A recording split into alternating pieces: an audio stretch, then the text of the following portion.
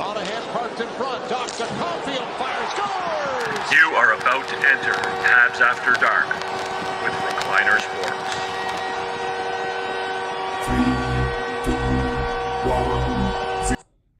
What is going on, gang? What is going on? The Montreal Canadiens moving on to round 2. They defeat the Tampa Bay Lightning 2-1 in Game 7.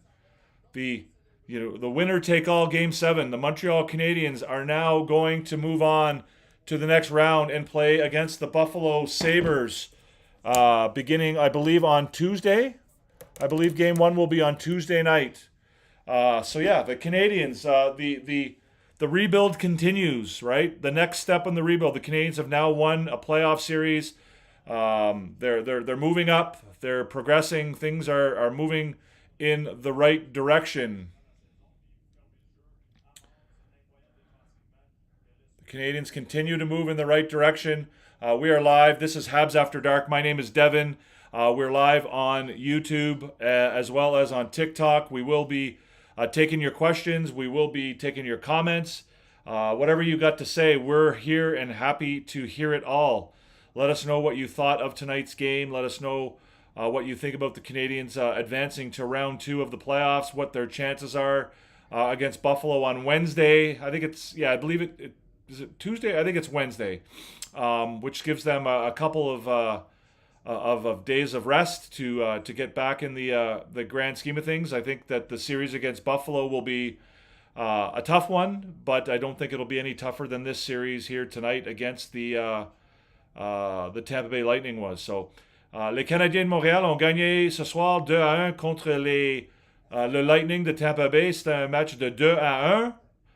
Les Canadiens vont avancer pour jouer contre les Sabres de Buffalo.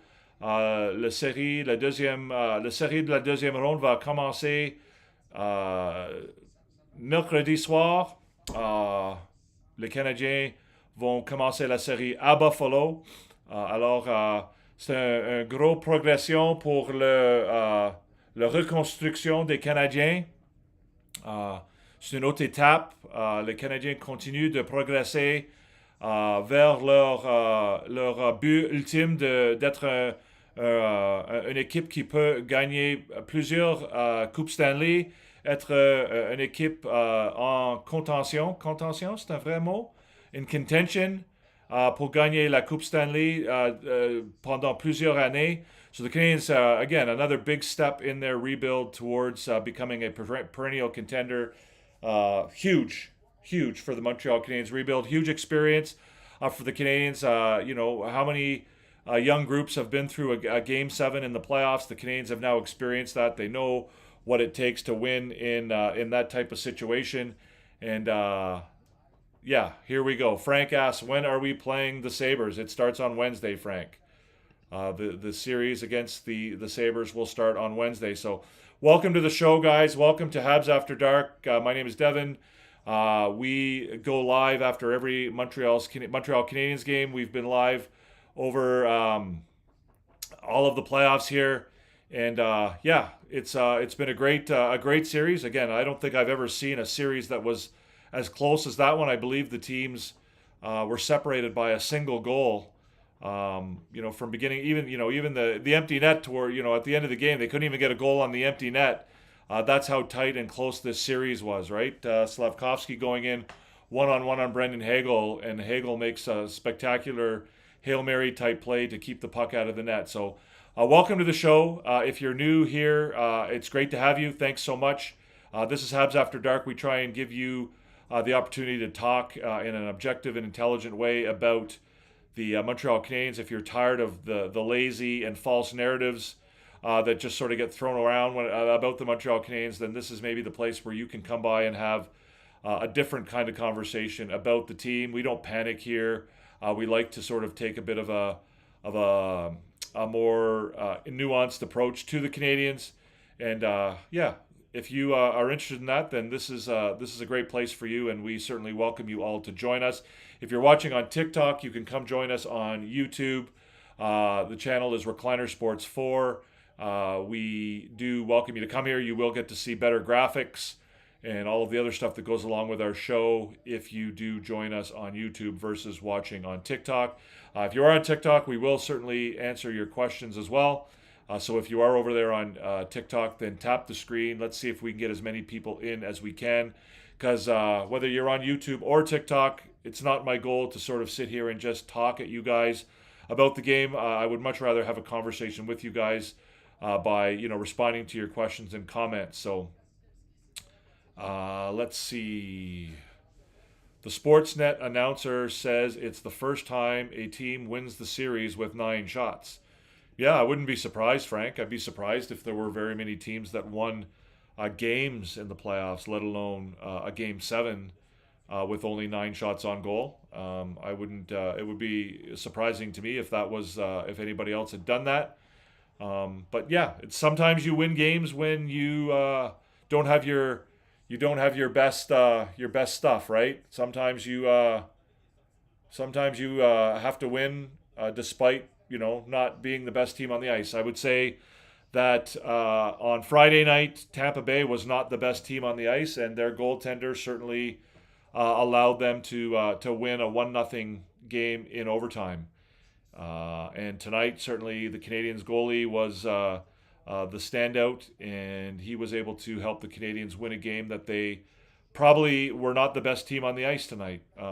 That said, I don't think that the shots on goal are I don't think that they demonstrate exactly how badly the Canadiens were outplayed. I think if you look at the shots on goal were 29-9, but the shot attempts were 55-41. So significantly closer on shot attempts.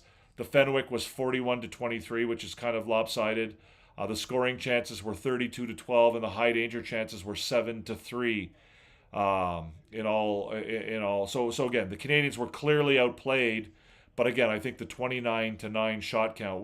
I'm not sure that all of the Canadian shots were properly counted at the end of the day, but I don't think that the game was that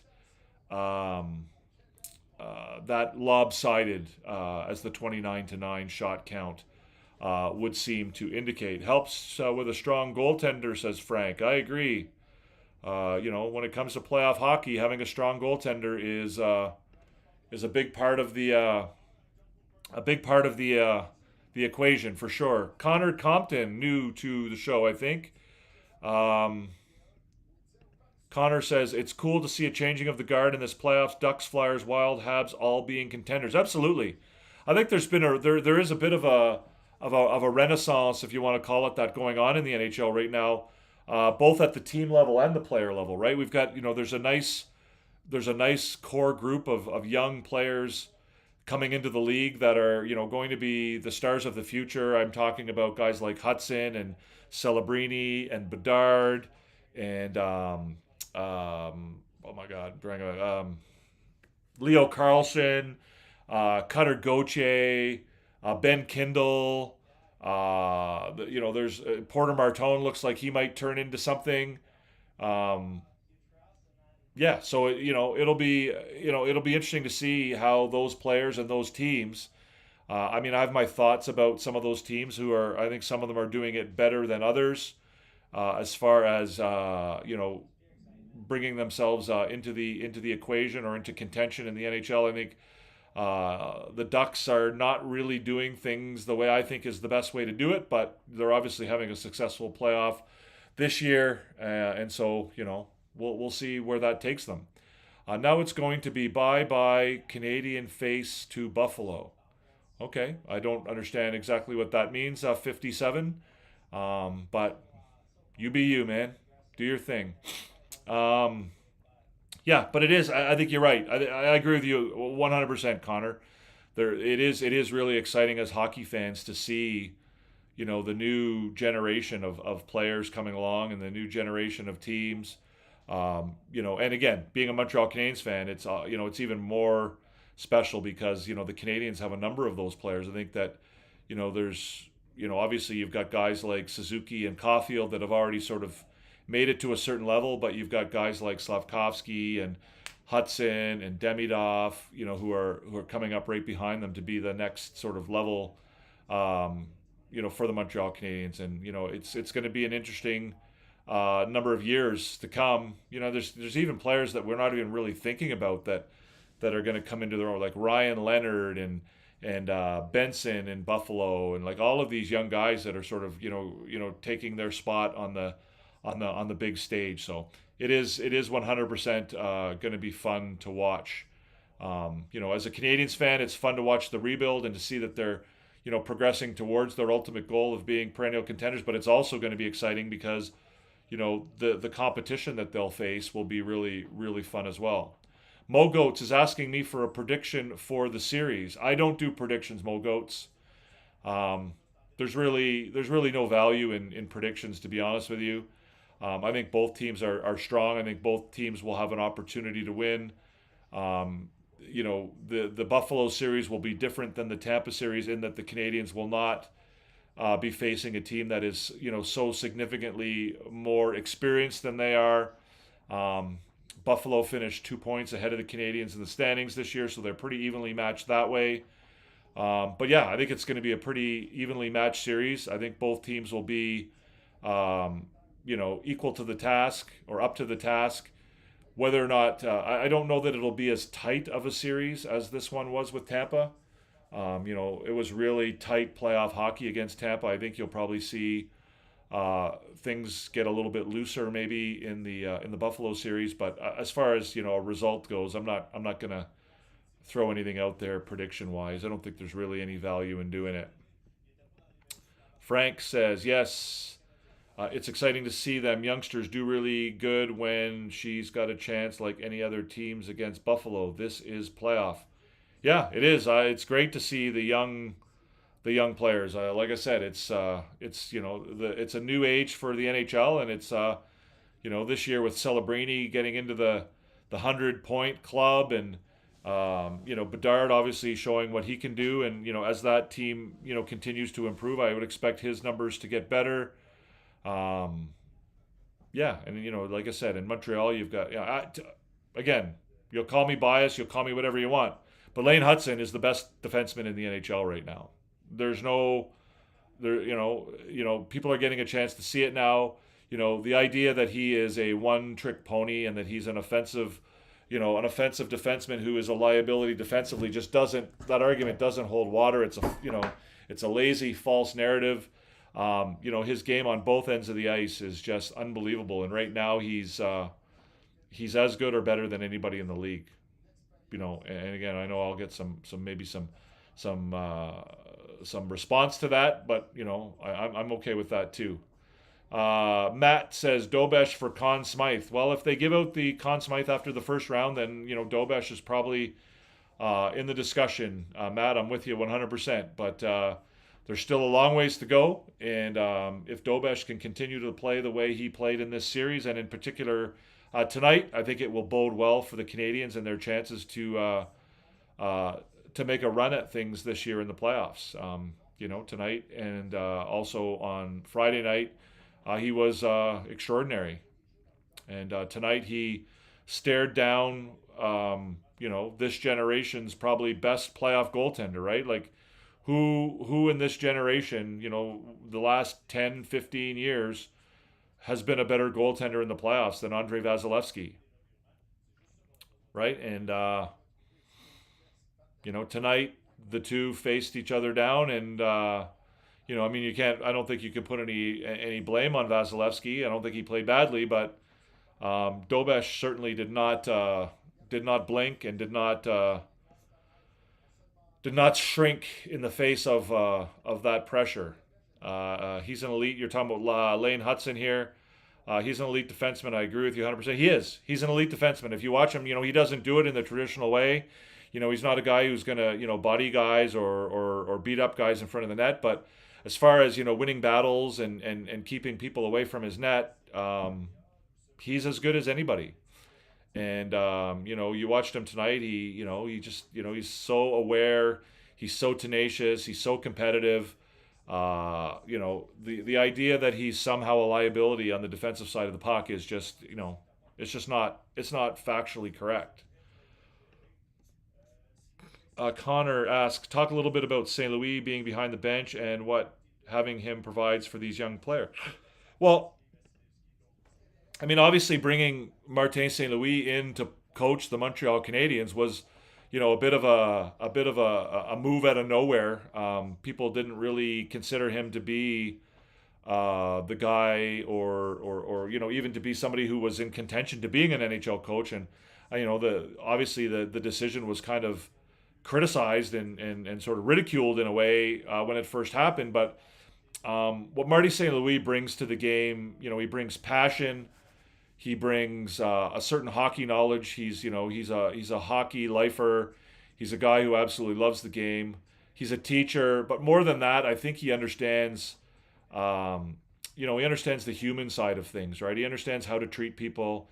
He understands how to treat his players. He understands how to interact with his players in a way to get the most out of them, right? He knows what he needs to do and what he needs to say in order for his players to be the most effective, right? He's not a traditional coach in the sense of, he's benching guys, or he's, screaming and yelling. He's not a John Tortorella. He's not, he's not old school, and, people can, say that they want old school, but when it comes to a young group, I think you need to be a little bit more socially and emotionally intelligent when dealing with human beings, and understand that,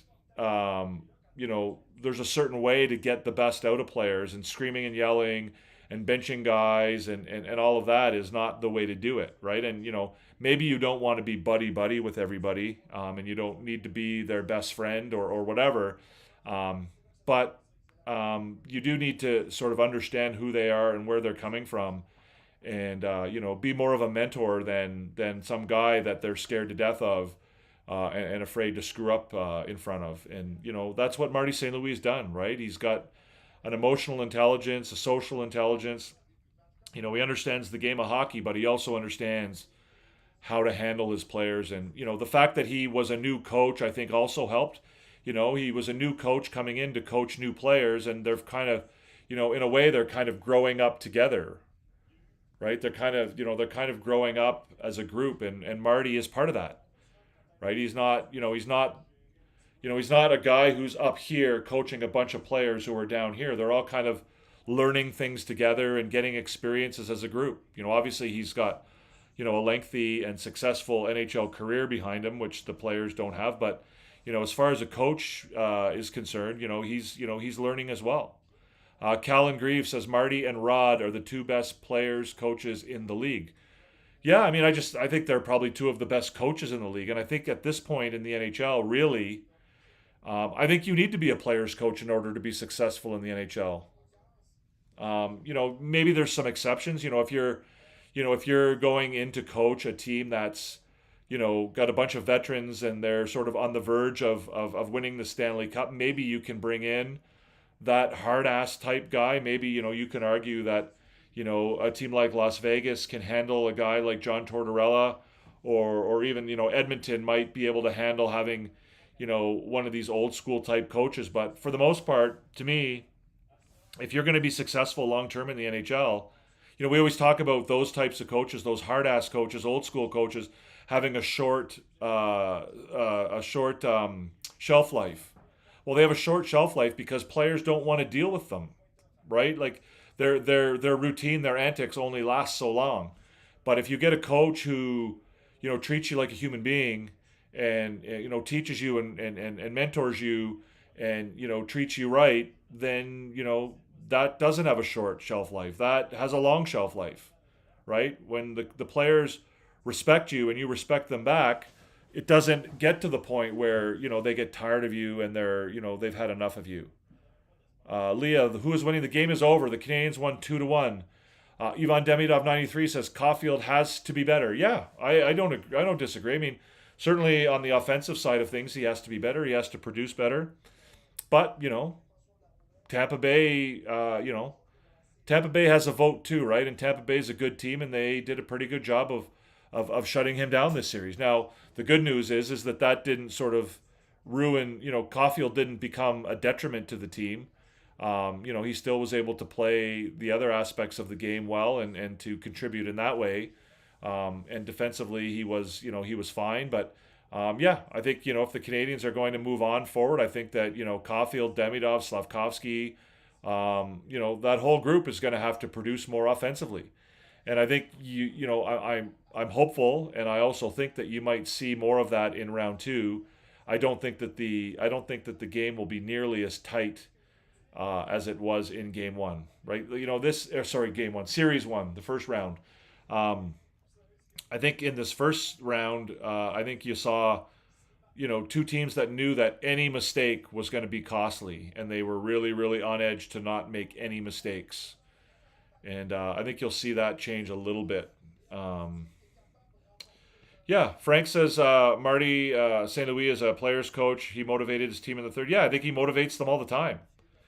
I mean, I don't know whether, again, the whole distinction between players, coach, and what have you is kind of lost a little bit on me, because to me, I think it's a prerequisite nowadays to be able to relate to your players, right? The days of the Scotty Bowmans and the Mike Keenans and those types of guys. I think those days are gone. I don't think you can succeed in the NHL anymore by being that kind of coach. Do you think if the Canadians hire someone else, you get a 50-goal scorer in Caulfield this quickly at least? I think that there is a really strong relationship between Caulfield and St. Louis. I think that they understand each other. I think that again, all of the things that I've already talked about, regarding Marty St. Louis, have had an impact on Caulfield. Does he become a 50-goal scorer as quickly, under a Claude Julien or whoever? I don't know. I will say that you know I think that Dominic Ducharme gets a bit of a rough go of things. I think he's a very good coach as well, and I also think that he is a good players coach. Also, I don't think things went very well for him in Montreal, which is fine. But yeah, I think you're probably right. I think there's a lot of players on the Montreal Canadiens that wouldn't be where they are right now if it weren't for a coach in the style of Marty St. Louis, right? Like I said, like him being a player's coach is one thing, but he's also a teacher, right? He's a guy who will take the time and put in the effort to to mentor these guys, not just on the ice, but off the ice, and with everything. And the Canadians also have put a ton of effort into improving their player development, right? Guys, Adam, I'm drawing a blank on his name. They call him Big Cat. Paul Byron, like all these guys who are out there, doing all of this stuff. Let me just see. I'm drawing a blank on his name right. Montreal Canadiens development coaches. So Francis Bouillon, you got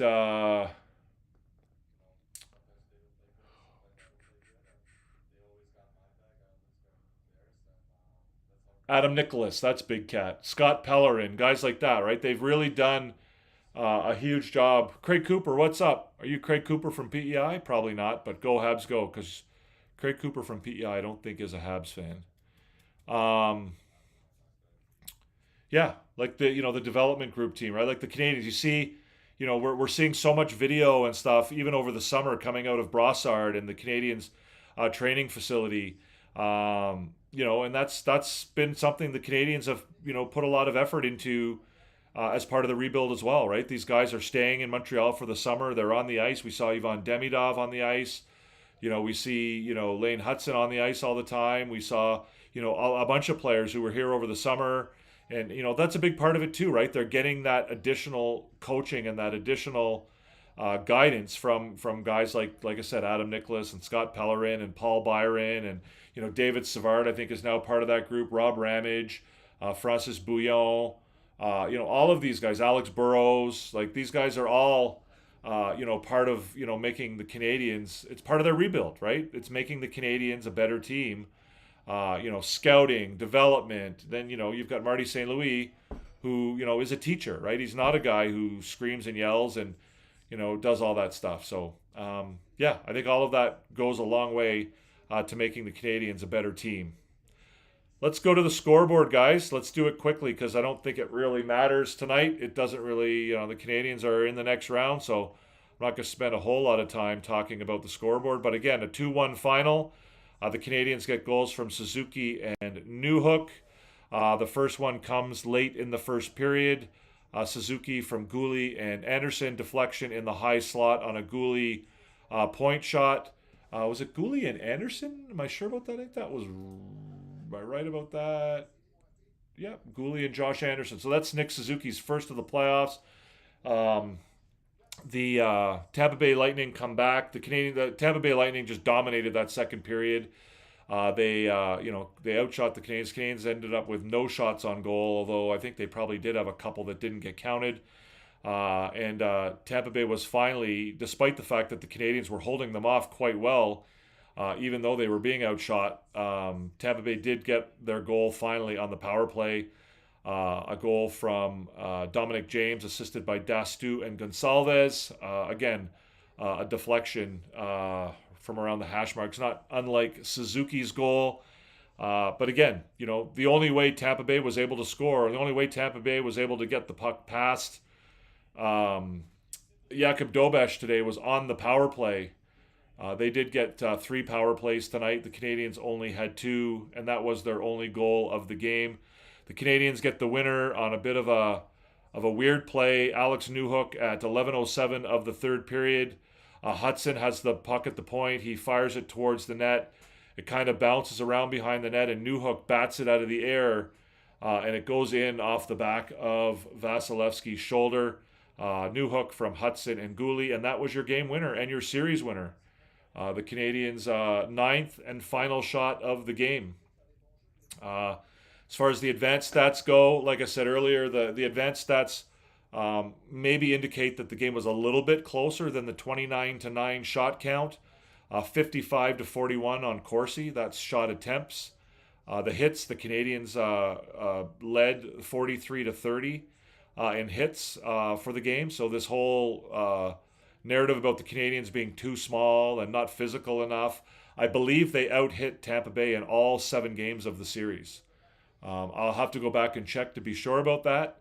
But I believe they out-hit, they had more hits in every single game of the series than Tampa Bay did.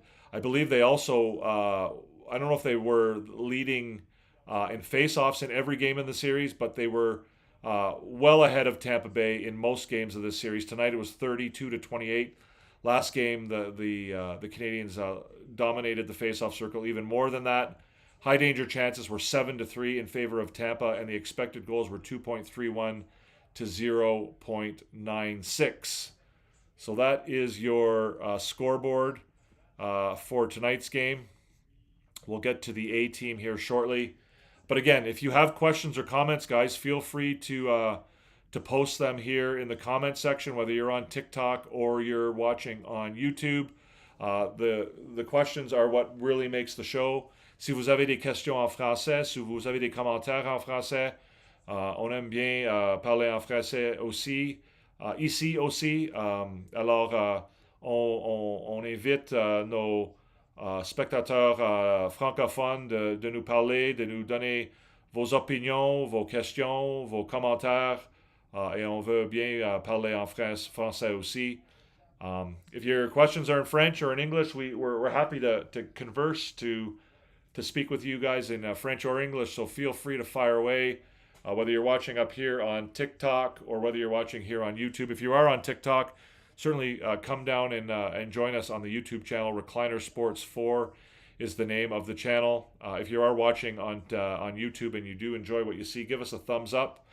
And if you're not a follower, hit the subscribe button down below. I see Cho Porter, Screech Meister,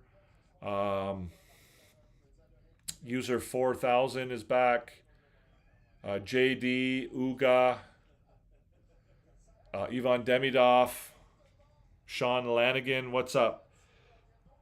Surely we have things that we can talk about. Surely you guys have conversation for us following the Canadiens series winner.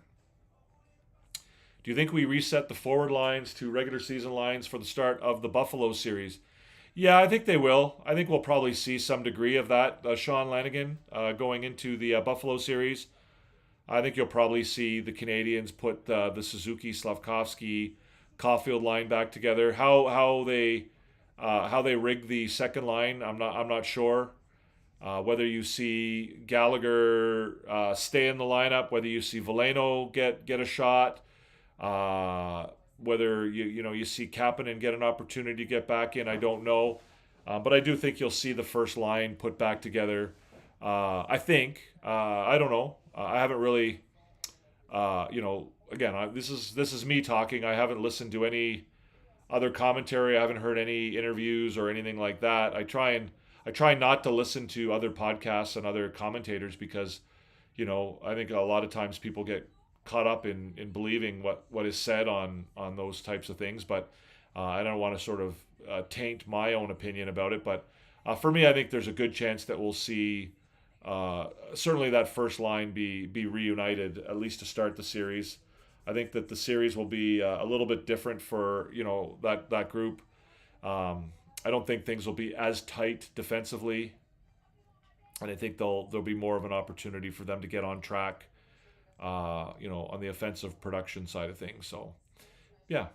Anyways, it's very quiet here, guys. I'm not sure. I'm sure that a lot of people are still over watching Coach Frenchie. I'm sure Coach Frenchie's going to go for a long time tonight because of the big series win, and I certainly understand that. So maybe some of those guys will eventually make their way over here. But like I said, if you have questions or comments, feel free to fire away, whether you're watching on TikTok, or here on YouTube. Billy D is here. What a series, says Billy D. One of the best I have ever watched. Yeah. I mean I mean that's playoff hockey, right? And that's kind of, to me, that's one of the biggest takeaways for this series is that the Canadiens have now had the experience. This young group of Montreal Canadiens that is, still looking towards the future. They have had the experience of playing in a legitimate, like, high intensity, tough, tight playoff series against an experienced playoff group, right? They've now experienced that, and they've come out on top in that scenario, and the experience that they get from that this series will be almost as important, I think, as the fact that they now get to move on and play, second round hockey, right? The fact that they now have had the experience of playing a team like Tampa with all of the playoff experience that they have in a series like that is something that they'll be able to take with them, going forward. So,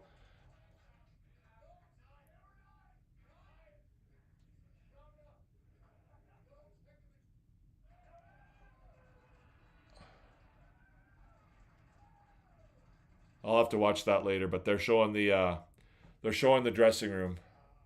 As a Bruins fan, I'm thrilled. My dad would have loved this. Yeah, it's great hockey, great playoff hockey, right? Really impressed at how good the Habs played defensively. Yeah, again, it's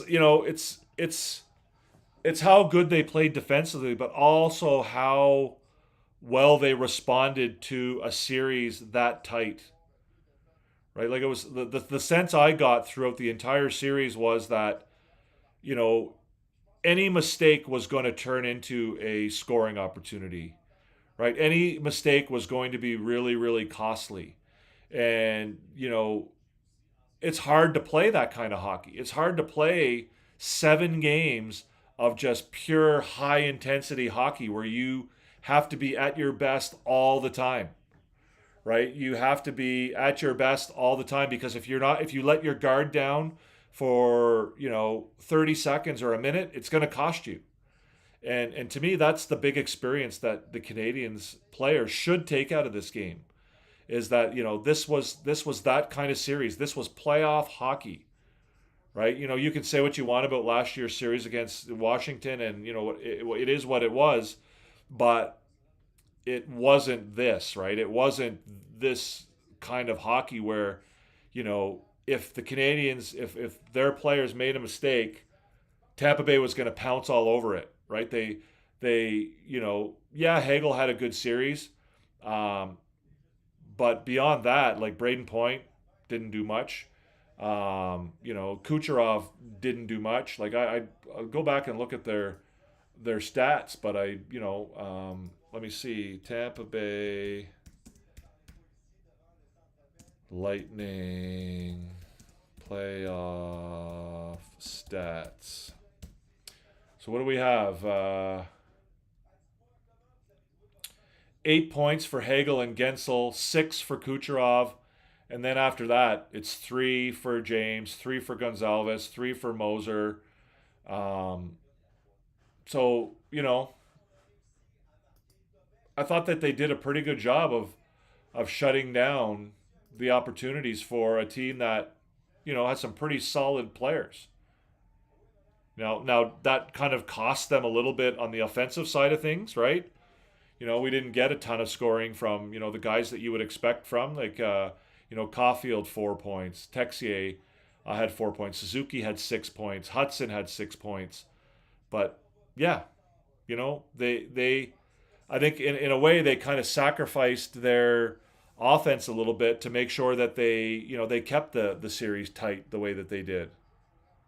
Amarin 4376 says, "Man, I had to drive to Northern Ontario today and just got home. I missed the game." Yeah, well, it was an interesting one, Amarin. It was an interesting one for sure. Give us a thumbs up if you're enjoying the content, guys. It certainly helps us with the algorithm. It helps us get people. We're trying to grow our community here, and it certainly helps if you're new watching the show, whether you're watching live or you're watching on a replay. Hit the button down below, subscribe, help us grow our community here. We'll stay on the air here for a little bit longer. We're on for about 45 minutes so far. But yeah, the score was 2-1 Hudson. The Canadiens won 2-1. PLW, welcome. What's up? What's up? Yeah, the Canadiens bent and didn't break. That was, that's a good way to describe it, PLW. They weathered the storm when they had to.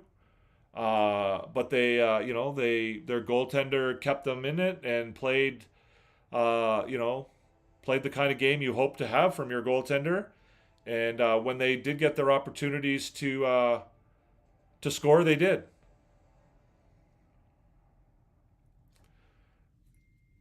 Dobesh is the Iceman, cool as a cucumber. Yes, Weird Al. Just like the Chicoutimi cucumber. Does anybody know who the Chicoutimi cucumber was? Who was the Chicoutimi cucumber? For all you hockey fanatics out there, we're talking about being as cool as a cucumber. Dobesh can be the Czechoslovakian or the Czechia cucumber.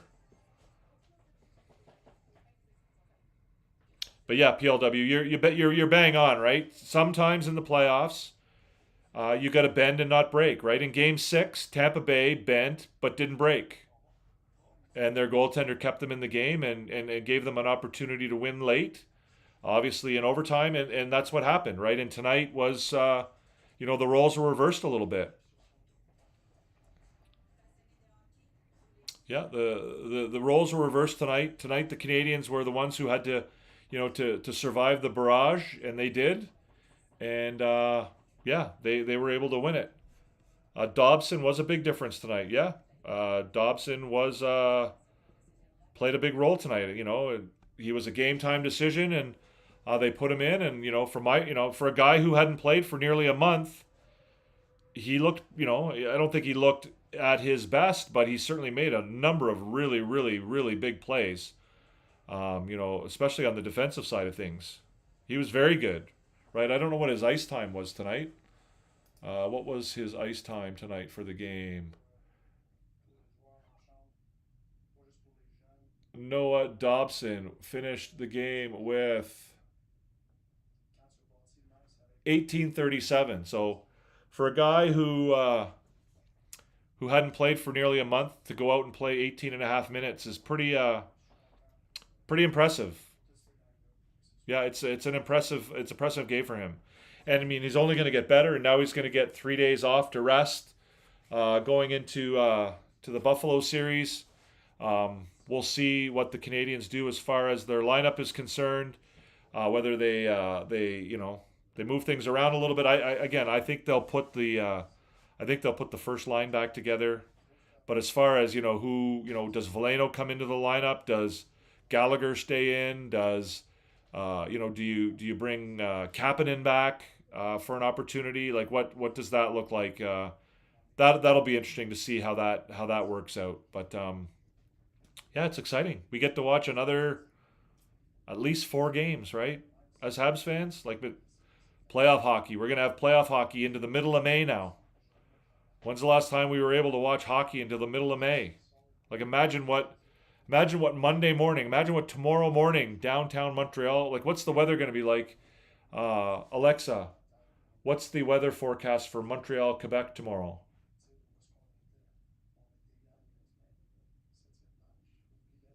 Tomorrow in Montreal, Quebec, you'll see showers and can expect a high of 15 degrees Celsius and a low of 11 degrees. So it's going to be warm but rainy in Montreal. But I mean, tomorrow, Monday, like sitting on a patio, like that downtown Montreal is just going to be a buzz. George Hainsworth is not the Chicoutimi cucumber, but it's a good guess, Burn Dog Man. George Hainsworth is not the Chicoutimi cucumber.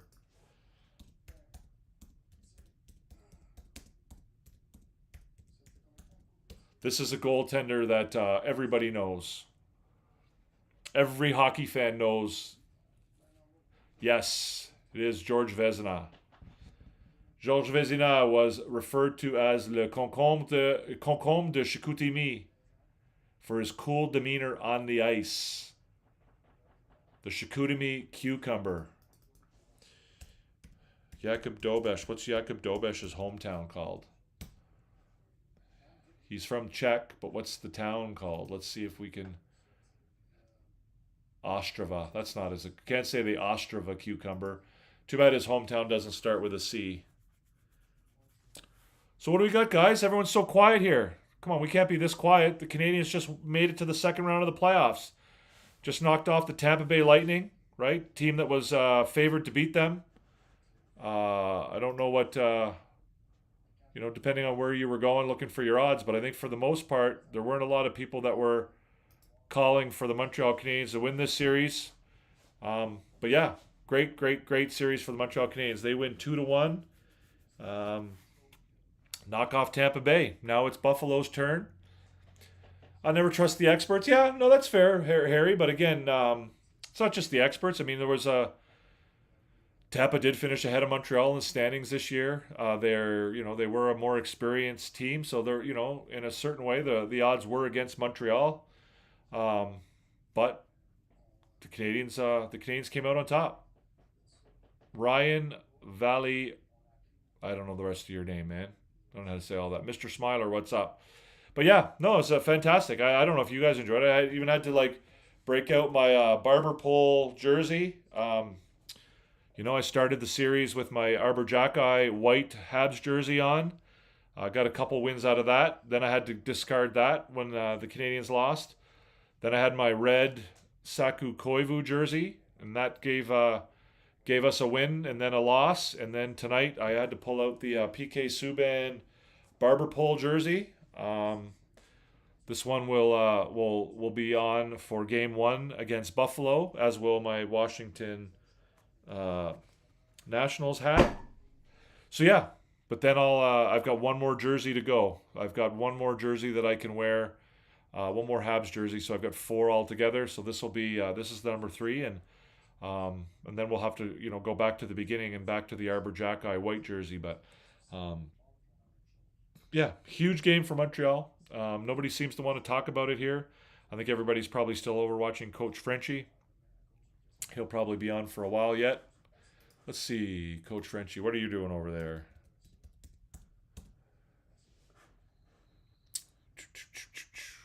Congrats on the win. Thanks. I didn't really have much to do with it, Fizz, but I do appreciate it. I am certainly happy about it.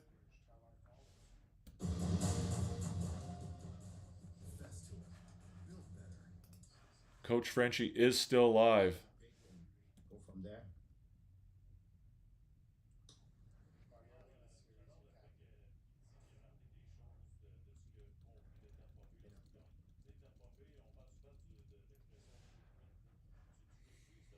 Anyways, maybe those guys will make their way over here once Coach Frenchie's done. Duggan, as a Habs fan, do you think luck played a factor? Been hearing that word a lot. I don't think. I mean, I guess it depends on what your definition of luck is, Duggan. I think in the playoffs you make your own luck. Um, I think you make your own luck in the playoffs. So, at the end of the day, you want to give yourself a chance to win. And that's what the Canadiens did. Honestly, tonight might have been the game that the Canadiens least deserved to win of the series. I think that they probably deserved to win the other 6 games of the series more than they did tonight. But tonight they got great goaltending and they were able to win. Is that lucky? I don't know. I don't know if that's lucky. But, on Friday, the Canadiens probably deserved to win on Friday, but Vasilevsky, won the game essentially, or at least gave Tampa the chance to win in overtime when the Canadiens probably were the better team. So, were the Canadiens unlucky on Friday? So again, in the playoffs, it's often about, you make your own luck in the playoffs. So, if you want to call that lucky, then yeah, sure, call it lucky. But at the same time, you give your team a chance to win by your performance, whether you're the goalie, whether you're whoever.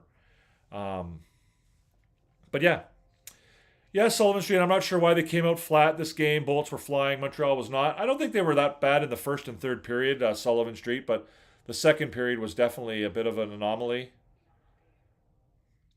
Yes, they only had 10 shots, Fearless Ghost. You're right. Yes, PLW. Georges Vezina was the Chicoutimi cucumber. You're absolutely 100% right. No such thing as luck in the playoffs, especially in a 7-game series. Yeah, 100%. It's, you can call it luck if you want, but again, to me, I don't call it luck. Whoever played hockey knows that sometimes it's how the puck bounces sometimes. Yeah, it's how the puck bounces. Sometimes, the goalie can give you a chance to win. I mean, I don't think that any one player can win a game for you. But it's, oftentimes it's, a player can, give you an opportunity to win a game where you may not, have had the opportunity otherwise. Yeah, Dobesh tonight, Mark. Dobesh was definitely the difference maker in this game tonight.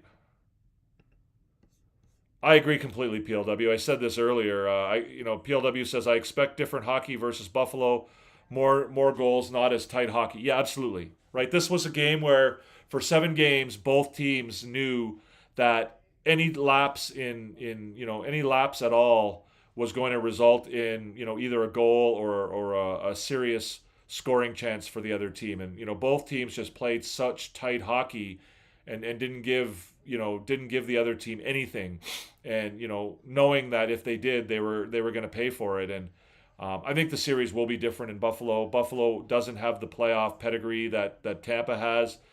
They don't play the same style of hockey that Tampa does.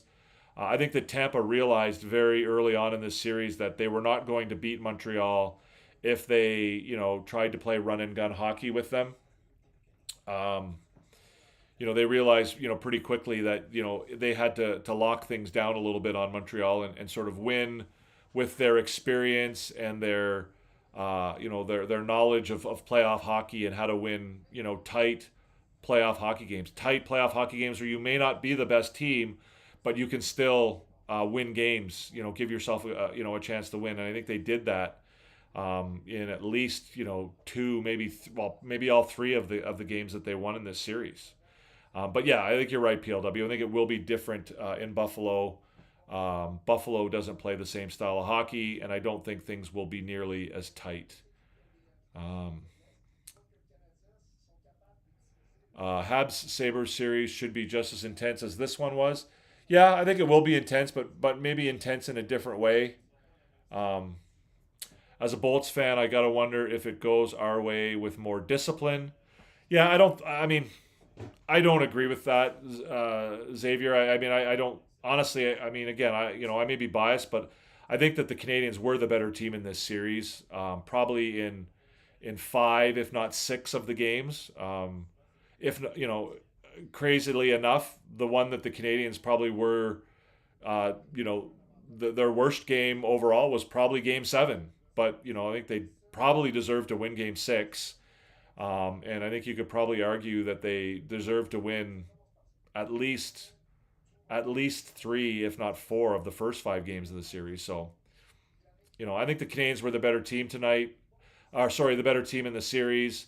The discipline, maybe, in games 1 and 2, I thought Tampa tried to sort of play that rough and tumble game with Montreal and, tried to take advantage of the Canadiens that way, trying to take advantage of the younger team. And I think either they realized that they couldn't take advantage of Montreal that way, that the Canadiens were more than happy to stand up to the physical aspect of the game, or they just realized that it wasn't a winning strategy for them, right? Because they were, they were taking, penalties, and the discipline might have been an issue there. So, do I see Vasi retiring? I don't know. I'm not close enough to Tampa Bay hockey to know what his situation is.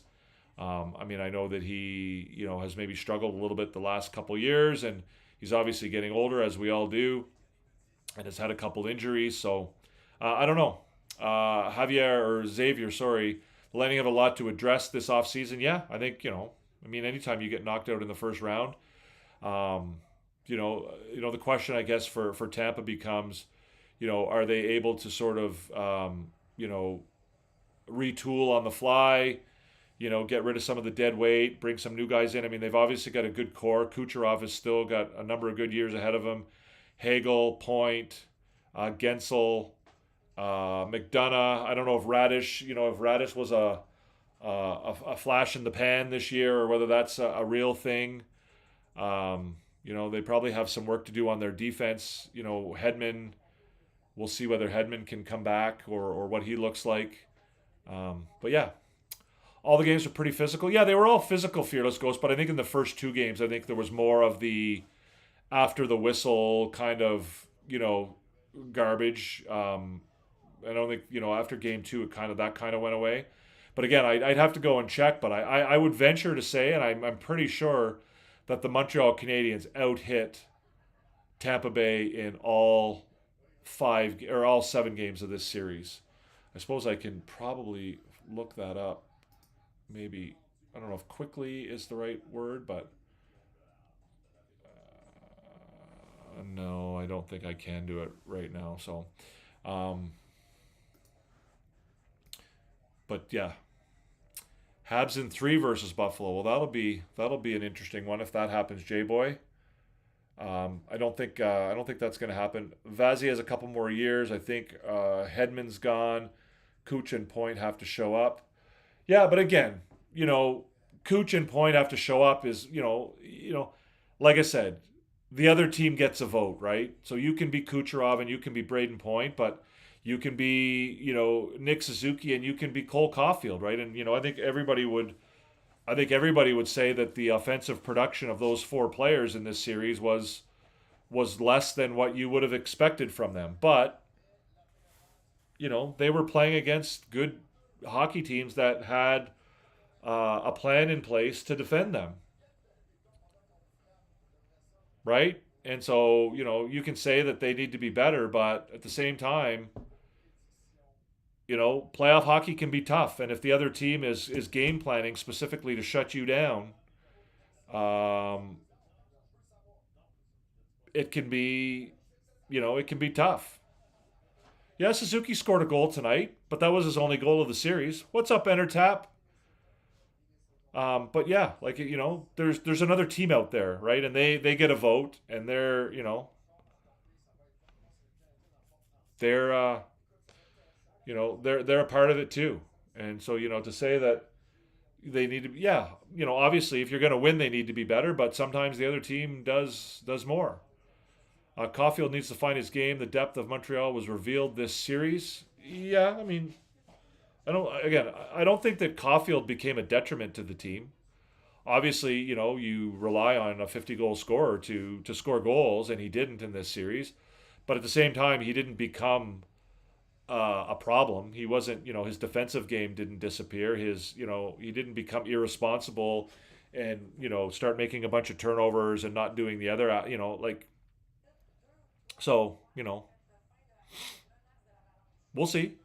The good news, I guess, is that the Canadiens won this series without the offensive production of their best players. There are Entertaps here, so let's do the A team. I waited for you to come by to do the A team, Entertap. So Entertap has Evans, Dobesh, Suzuki, and Hudson. We're not on the same train at all. But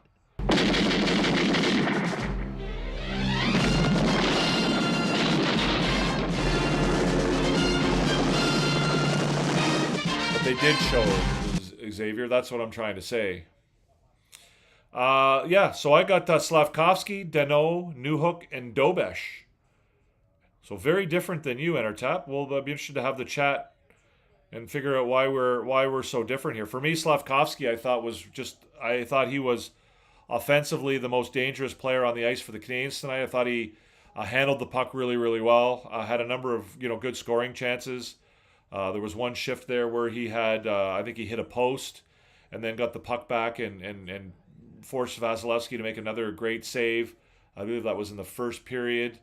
Philip Deneau, last couple games, his game has just really, turned up another level. Winning faceoffs. I mean, I think he is largely responsible for the Canadiens being so good on the faceoff circle in this series and certainly tonight. Out there in the the biggest situations, playing against we talked earlier about Tampa Bay, their best offensive players not having the production that they're accustomed to, and the fact that the other team gets a vote, and the Canadiens delivered that vote with Philip Deneau. Certainly in the last 2 games, maybe 3 games, Philip Deneau was a big part of that, and Philip Deneau was one of the reasons why we had a 1-0 and a 2-1 game in the last 2 games of this series, right? Jakub Dobesh, I think I don't need to spend a whole lot of time explaining why Jakub Dobesh is on the A team tonight. I don't think I'm going to get any pushback on that one, I hope. And Alex Newhook, in addition to scoring the game winner, which obviously is perhaps grounds enough on its own to get you onto the A team, but I thought Newhook had a good game tonight. I thought that he, was good. He's skating well. He's, been really good. I mean, he's playing on the penalty kill now. I just thought he was really, really, really good all around. King Steve-O says, winning with 9 shots, laughing emoji. Well, there's no pictures on the scorecard, Steve-O. All there is on the scorecard is 2 numbers at the top of the scorecard, and whichever team's number is bigger than the other wins the game. So, you can laugh all you want about it, but at the end of the day, the Canadiens are going to be playing against Buffalo on Wednesday, and Tampa Bay is not. So I don't know if that's funny to you or whatever, but if you understand hockey, sometimes you win when you don't deserve to win, and sometimes you lose when you do deserve to win. And I think in this particular case, I think we could probably safely say that the Canadiens probably deserve to win on Friday, despite losing 1-0 in overtime. And then tonight, they probably didn't really deserve to win. And, but that's the way the cookie crumbles. I think the Canadiens, you could argue, probably deserve the win in probably 5 or maybe even 6 of the games in this series. So it is what it is. Suzuki totally stepped up tonight and showed his true value both defensively and offensively. I agree with you completely, Entertap. I think he did that in Friday's game as well. I thought he was fantastic on Friday in particular. Again, we often talk about the offensive production of these guys. Slavkovsky as well, right? Slavkovsky might not have had the other than game 1. Might not have had the offensive production that you would hope from him, but his all-around game was spectacular. Like he's on the ice, like Slavkovsky's on the ice now in the last couple minutes of tie games, or when they're up by a goal, right? He's out there in those defensive situations when, who would have thought that at the beginning of the season that you're putting Juraj Slavkovsky on the ice, with 3 minutes or 2 minutes left in a tie game, in a playoff game. Or a 0-0, it's just, the Canadiens players did what they needed to do to win, right? And that's part of what I liked about this series was that, if it meant them doing things that were outside their comfort zone or doing things that were not, sort of what they're normally known for doing, they were more than prepared to do it, and they did it successfully. PLW's A team is Suzuki, Dobesh, Danault, and Carrier. Yeah, I could see Carrier as well. Yeah, I got no problem with that list. Not much difference between Danault and Evans. I think there was a difference between those. I mean, again, I thought Evans was quite good as well. I think I had Evans as one of my members of the A team for the last game. But I think in the last two games, I think that there was a difference. I think Danault played the best hockey that he's played since rejoining the Montreal Canadiens in the last two games, I would say. Struble didn't play much. Work was shared by the top five. Yeah, Struble. I mean, again, in a tight game, I think you don't expect your bottom pairing defenseman to get a ton of ice time. Struble tonight only played 5:06. Gallagher only played 6:48. So, in a tight game, that's not unexpected, right? When you win 2-1 or you lose 1-0, I don't think you're going to see a ton of ice time from your number 6 defenseman. Like that's just kind of the way the cookie crumbles in NHL hockey. If the Canadiens were up 5-2, or had a 2-goal lead going into the third period, I think you probably would have seen Struble get a little bit more ice time. You probably would have seen Gallagher get a little bit more ice time. But like I said before, when it's tight, Marty St. Louis is going to put the guys on the ice that give him the best chance to win. The Habs did win, Ricardo. You are correct. We need Caulfield to take a leap. Again, I think there's a big misunderstanding here. Yes, Caulfield needs to score more. His offensive production needs to be better.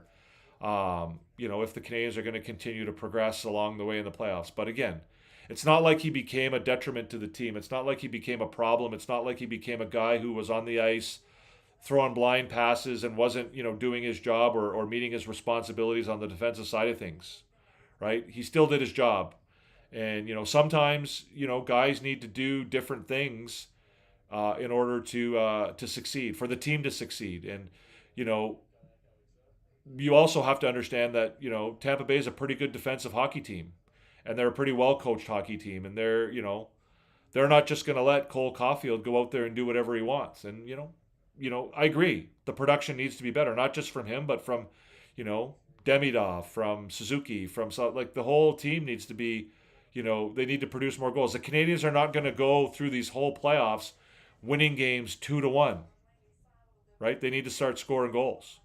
But, for the series that they, you hear Marty St. Louis talk about you have to play the game that's in front of you, right? You have to play, you have to respond to what the game gives you. Well, that's what they did in this series, right?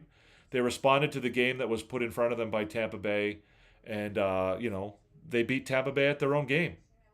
And, they did what it took, and they did what was necessary to give themselves a chance to win. And, tonight they won a game they probably didn't deserve to win. On Friday they lost the game they probably did deserve to win. And, but again, if you watch Marty St. Louis' interviews, he says it all the time, right? You got to play the game that's in front of you. And that's what they did, right? The game in front of them was not, to win 6-5 or 5-4. The game in front of them was to win 2-1. And that's what they did. That was some big lucky bounces for Montreal. Yeah, if you want to call it lucky, whatever. It is what it is. Counts. They all count. Well, nobody was taking penalties, Whittle Ryan. Again, the penalties, the referees were not going to call a lot of penalties in this game. But you're right. They, both teams, I think, kept their noses pretty clean. Buffalo Habs is going to be unreal. Yeah, it should be exciting, Leafs fan. Pucks out of the zone all night, cutting lanes. Again, both teams I think did that really well all series. Whittle, I think most games there were probably you know as many I mean, how many block shots were there in every game? Like it was crazy. Like tonight, shots blocked by player. Like who do we got here? Suzuki blocked 3 shots. Gooley blocked 2 shots. Dobson blocked 2 shots. Newhook blocked a shot. Matheson, Carrier, Demidov, Doc, Bolduc, like all with block shots. For Tampa, block shots by player. Gergensons with 3. Radish with 2. Gonzalez, Moser, Hagel, Kucherov, Sorelli, Cernak, McDonough, Gourde, Lilleberg, Paul, and Bjorkstrand all with 1. Like, crazy number of block shots.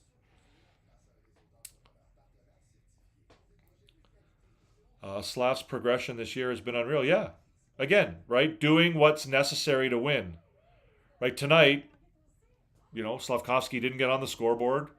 And even, on Friday night, he didn't get on the scoreboard. Nobody got on the scoreboard on Friday. But it's like you do what you need to do. Right? What does the game ask of you? What does the game need you to do? Right? And for Slavkovsky, it meant a lot of different things. And for him, like you say, his progression, knowing, having Slavkovsky be a player that you can put on the ice in the last 5 minutes of a close game is huge, right? You can talk about his offensive numbers, and everybody talked about him being a bust, and that he was never going to become, the kind of player that, that could be an impact player on a team, and that he was lazy, and that he was slow, and that he didn't work hard, and that he didn't have the right attitude, and that he had this, that, and the other thing. And, he keeps proving people wrong. He keeps proving people wrong. A lot of it had to do with his offensive production early on, right? People were comparing him to Logan Cooley and whatever, and, but he's still at 50 and 51 points. Before the age of 20 years old, he, had 2 50-point seasons. And then, of course, he had 73 this year. And now, in addition to that, he's also become a very reliable defensive player. Right? So it's, you're right. Again, getting back to your comment, Billy D, his progression has been unreal. Right now, he's become the player that you expect him to be, or that you want him to be, or you need him to be.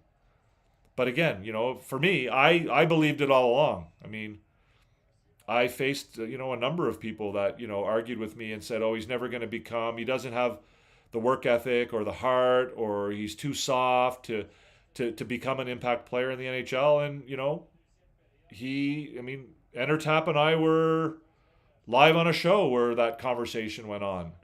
And, I think it just was a matter of time. And, he was a kid who was, trying to do his best and working towards to becoming, the kind of player that he wanted to be, and he was working hard. And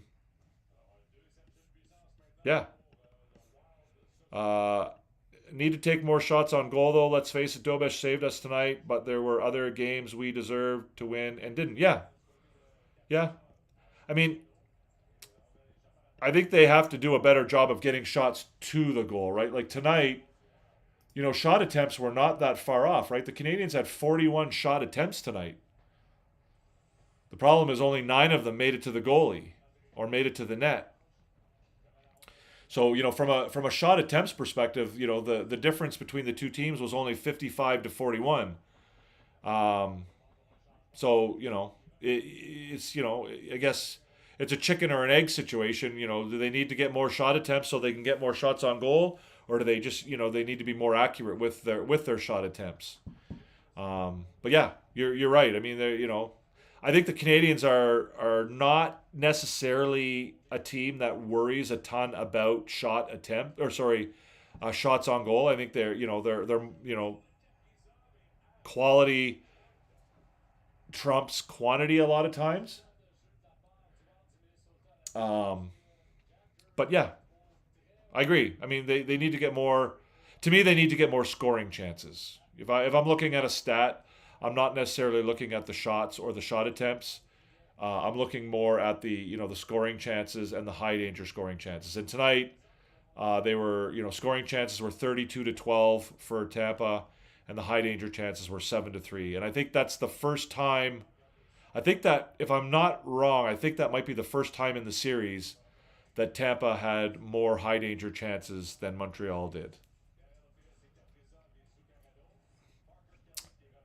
Well, Slav was thinking a bit too much on the ice. It was all about confidence, but I mean, it's also about his age. He was a kid, right? He's still only 21 years old.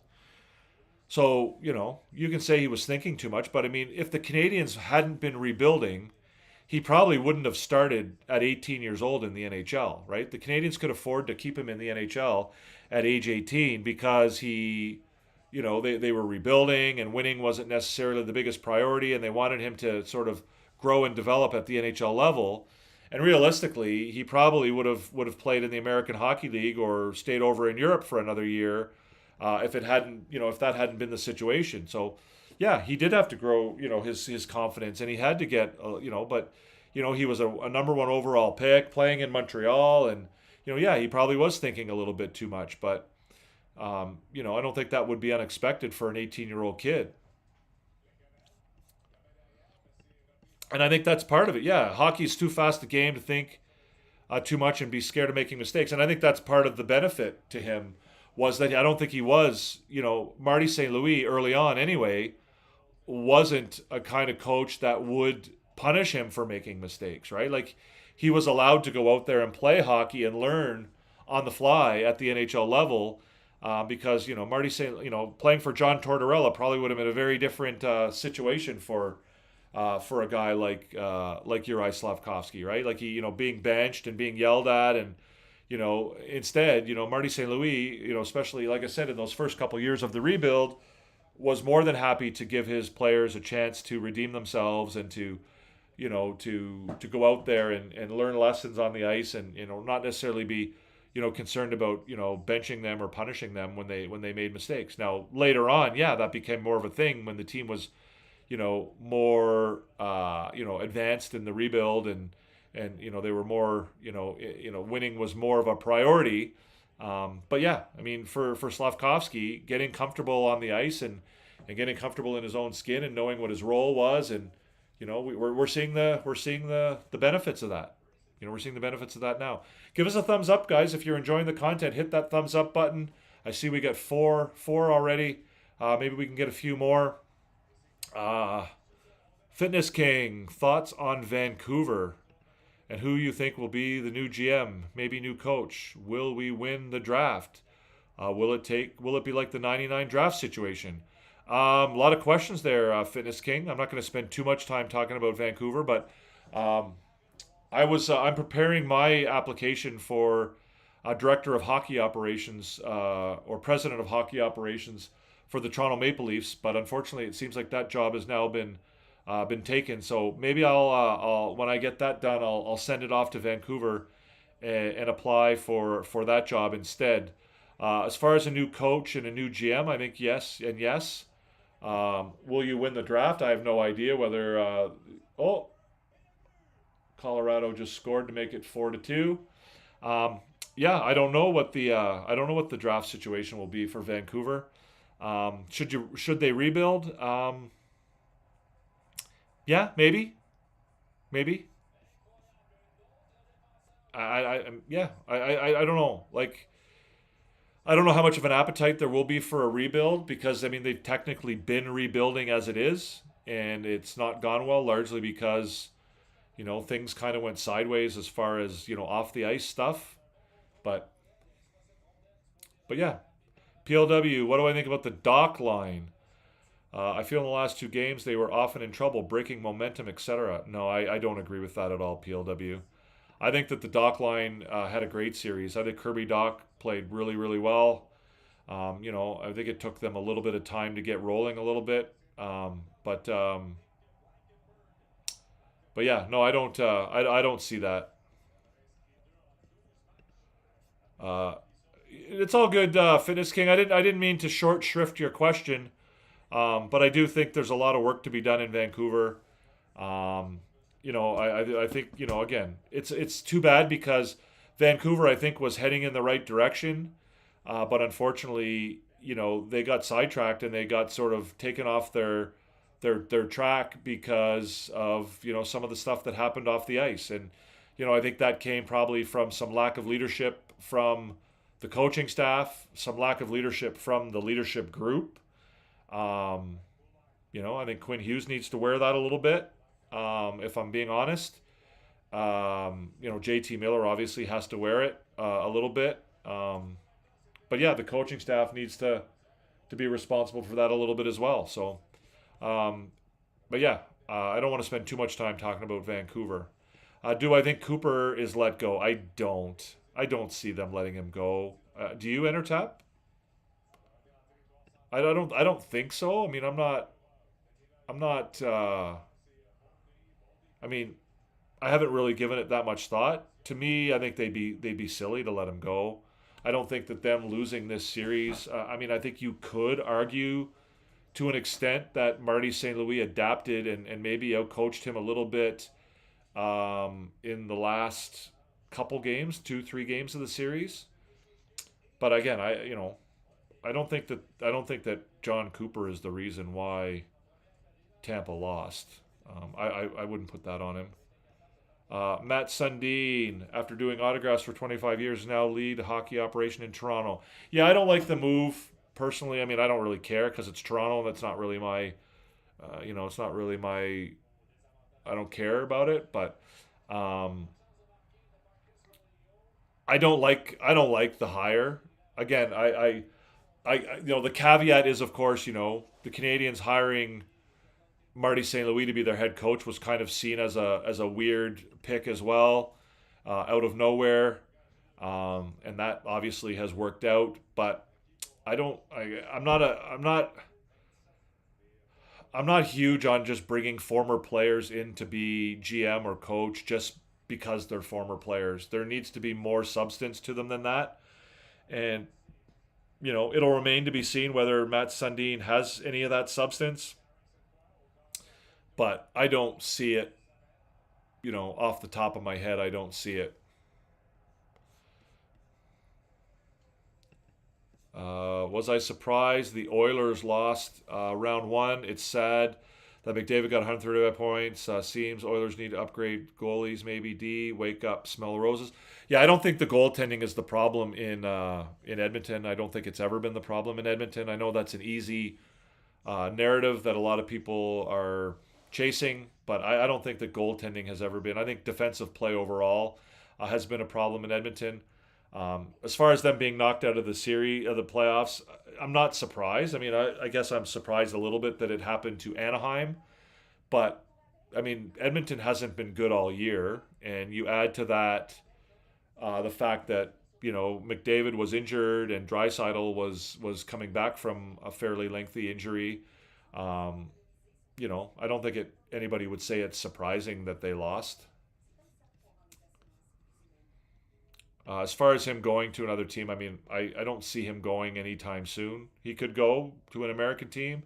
He could go to a Canadian team. I don't know where he's going to go, but we'll see. Weird Cooper body language at the end of the game tonight. I find him a bit too sufficient. What do you mean by sufficient? I don't understand your use of the word sufficient in that context, PLW. I wouldn't get rid of him, but 2 consecutive round 1 exits, can they roll out the same next year? Yeah, I mean, I don't know. Like, again, I think it's, hey, Joel, what's up? Go Habs. Yes, sir. I don't know, like, I get your point. But I mean, who are you going to bring in to replace him who's going to be better? I know that, coaches are fired and hired in the NHL sort of very willy-nilly and, whatever. And, and that may happen.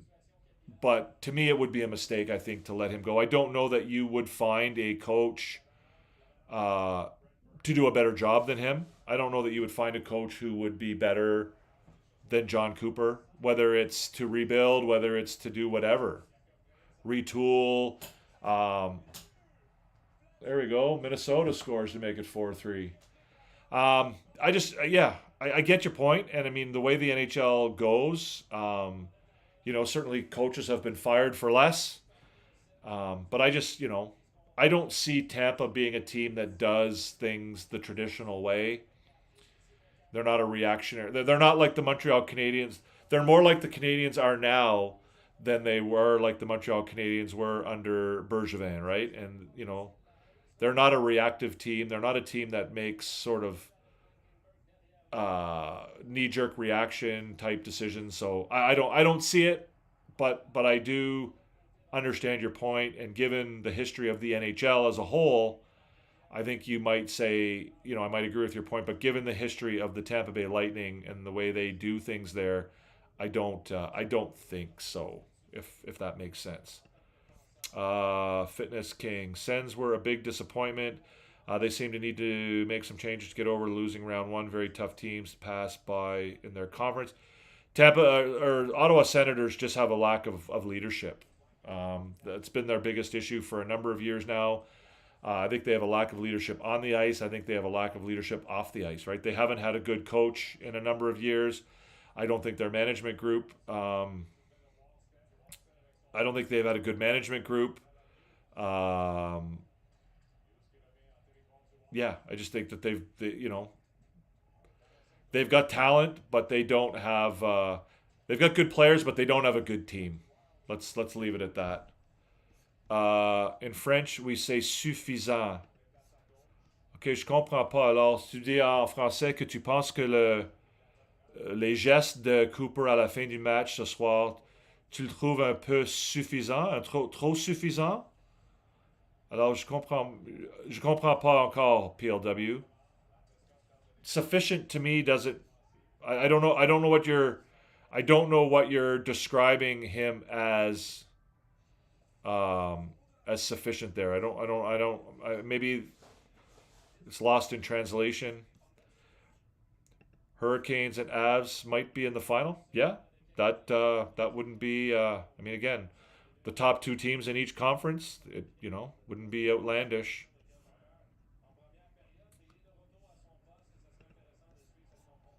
Yeah, all coaches have an expiration date, PLW. I agree with you, but at the same time, it's like, are you gonna find somebody who's better, right? And if you're firing him just to make a change, then I'm not a fan of that.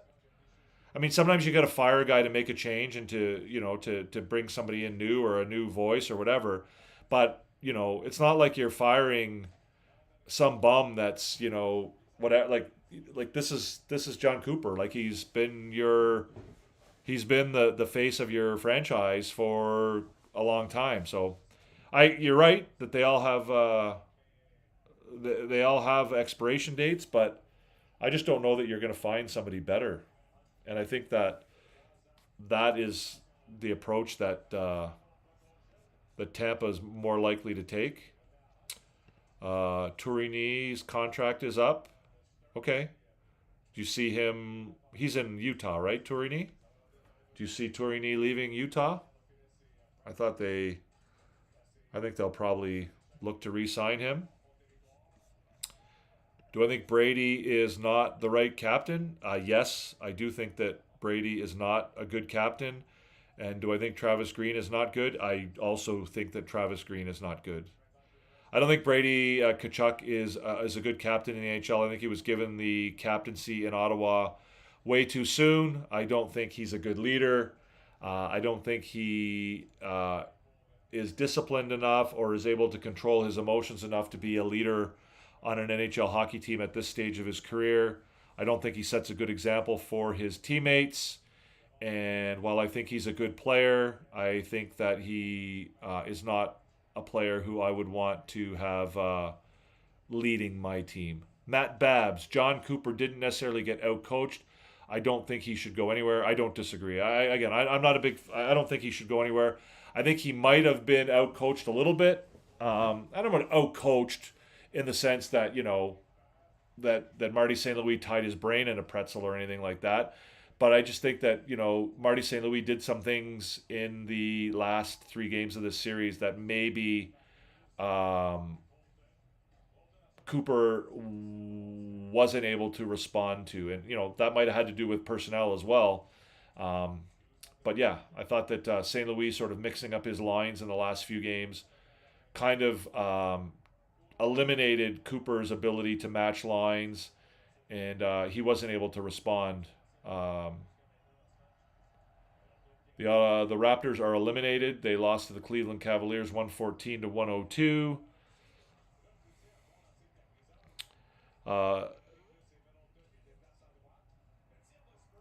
Tourigny has 1 year left. Okay. Travis Green seems to be lost, not so engaged in the game, especially when he was on Vancouver. He seems not so good. I just think that Travis Green is a guy who is coaching in the NHL based solely on the fact that he played in the NHL. I don't think he brings anything to the table beyond that. And obviously that's something, that's not nothing, but I don't think that that's enough. And I think that, that's the only thing that Travis Green has going for him as a coach is the fact that he played in the NHL. And to be successful in the league, I don't think that that's enough. I don't think that's enough. And, I think it was, Ottawa had an opportunity to bring in a coach that was, more inspirational, like bring a guy in who, can make a difference and who can lead a young team. And Travis Green is just like, it's like you hired an insurance salesman to coach your team. Like it didn't make any sense. What are my thoughts on the new Leafs management? I don't love it. Bab. I don't know a ton about Chayka other than, his history in Arizona, which, is what it is. Hiring Sundin again, as I said earlier, I'll let that, I'll leave my opinion on that until I know a little bit more, but I don't love, bringing in, the former star to be your, I don't know. We'll see. Like I said, Marty St. Louis was a hire that wasn't very well. There were a lot of people that thought that was a crazy hire by the Canadiens, and it turned out just fine. And maybe Sundin will be that way too. And maybe I just need to know more about his, his bona fides to be a GM in the NHL. But yeah, we'll see. I'll leave the I'll leave my opinion on that. But for the time being, I thought that Toronto had a real opportunity to. I think that Toronto needs to rebuild. And in order to do so, I think they had an opportunity to go out and hire just about anybody they wanted, right? That's, one of the top organizations that anybody wants to be a part of. And I don't know. I also don't love the fact that Matt Sundin, when he was a player with Toronto, refused to trade. That would have really helped the organization, and then left the following offseason to go to Vancouver and left the team kind of high and dry. If I was a Leafs fan, I wouldn't be impressed at bringing that guy back to the organization. I've always been confused a little bit at the free pass that Matt Sundin gets with Toronto Maple Leaf fans. On that basis, right? Refused to trade at the trade deadline because he didn't want to leave Toronto. And then left as a free agent in the offseason, essentially, leaving Toronto and giving them nothing in return.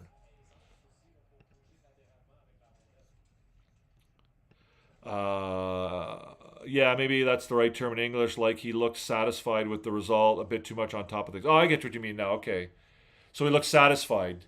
Yeah,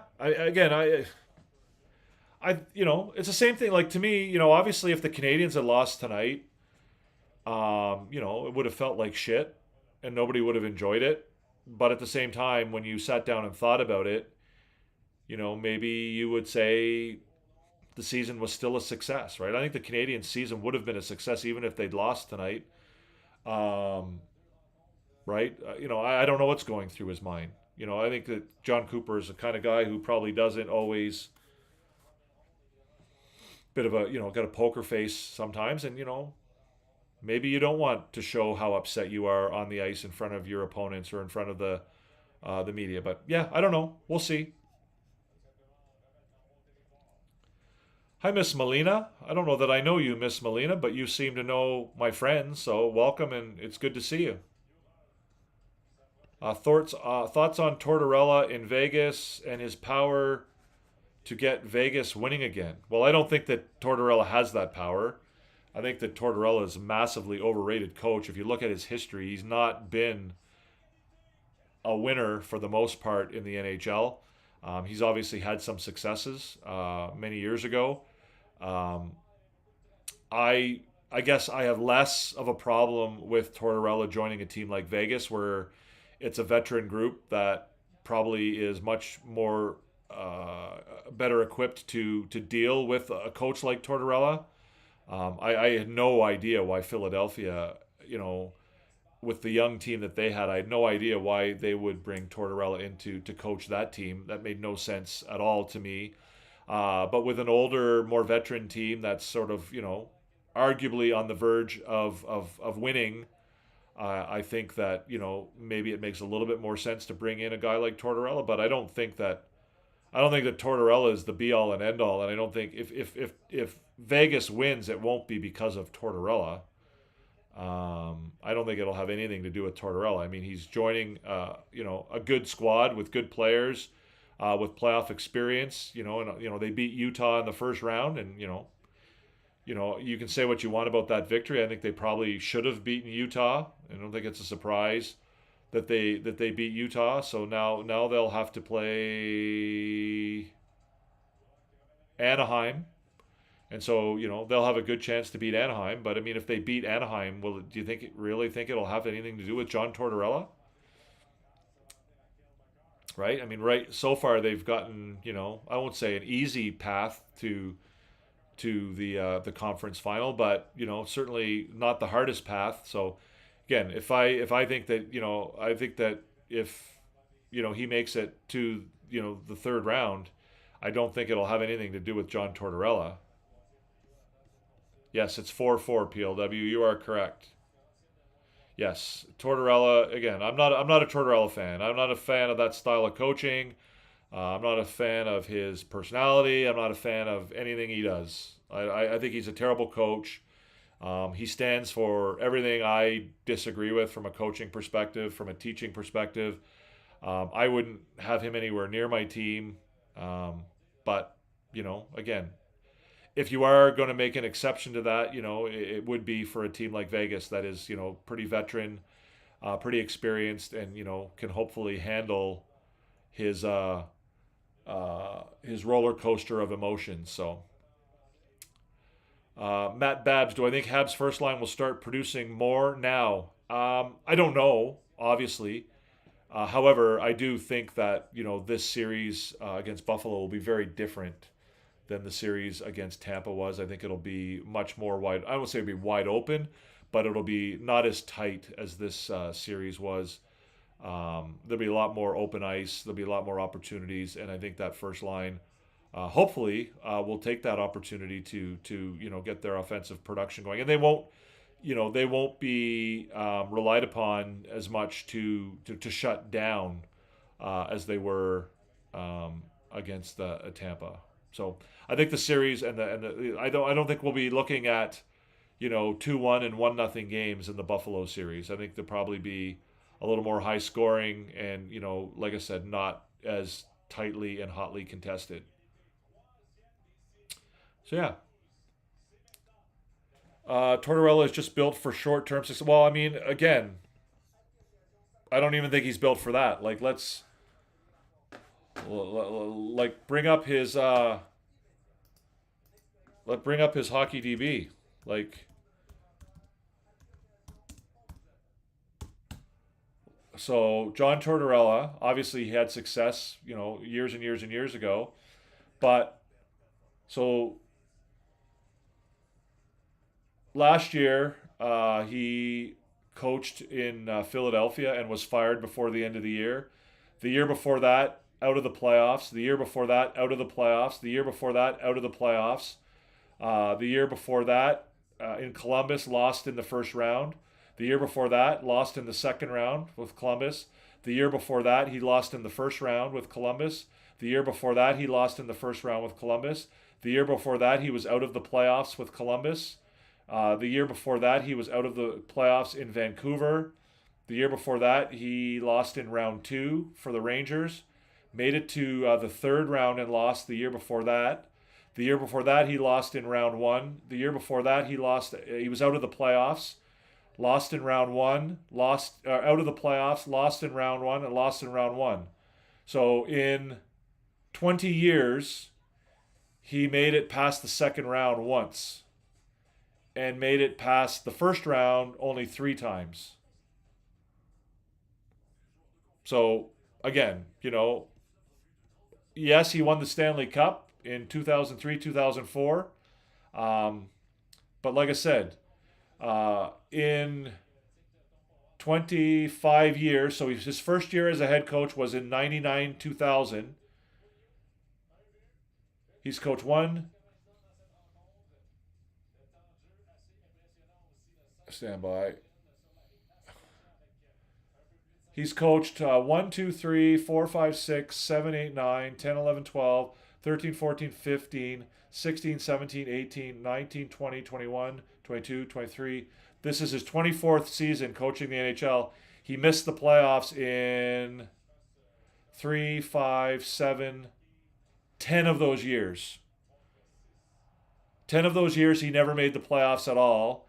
In another 1, 2, 3, 4, 5, 6, 7 of those years, he lost in the first round. So in 17 of his 24 years as an NHL coach, he either missed the playoffs or didn't make it out of the first round. I don't know. That doesn't seem like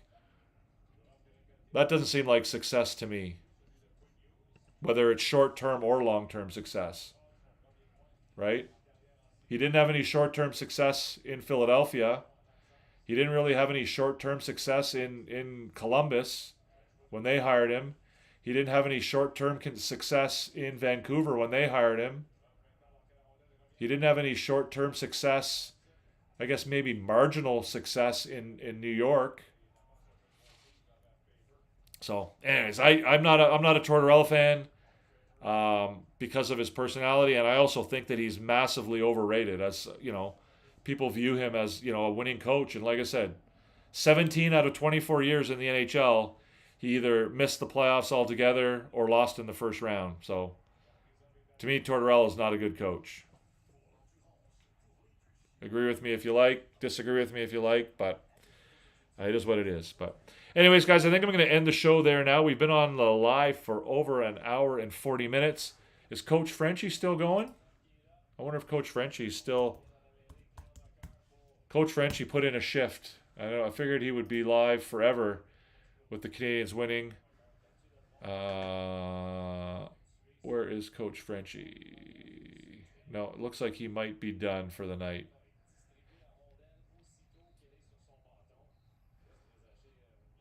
He did a pregame and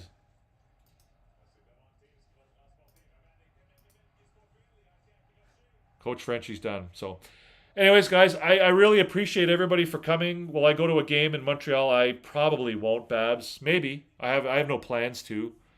I'd have to put a mortgage on my house to go. But yeah, thanks so much for coming, guys. Billy D, PLW, Entertap, Fitness King, Melina. Great to see you. I don't know you, Melina, but it's great to have you. But yeah, thanks so much, guys. Merci beaucoup tout le monde pour une autre émission de Bleu, Blanc, Rouge, Nuit.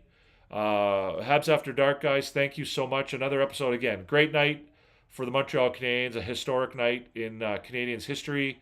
The Canadiens advanced to the second round of the playoffs with a humongous victory over the Tampa Bay Lightning to win the series in 7 games. They will move on and play against the Buffalo Sabres beginning on Wednesday night. Thank you so much, Entertap.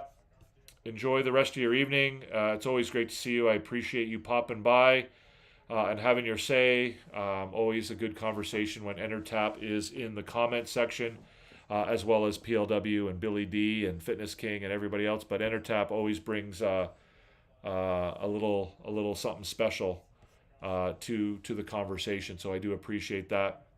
Again, guys, if you are watching the show for the first time, if it's your first time here, hit the subscribe button down below. We certainly do appreciate that. We are trying to grow our community, and so every subscriber helps, and we certainly would love to have you be part of our community where we try to have a smart, intelligent, objective. There's 5-4 for Minnesota. Power play goal.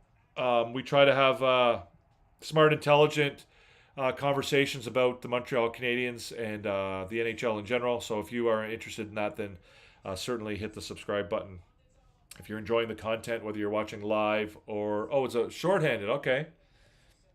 If you are enjoying the content, give us a thumbs up. If you like what you see, if you know anybody that you think would enjoy the content, let them know. Pop on by. We do go live after every Canadiens game.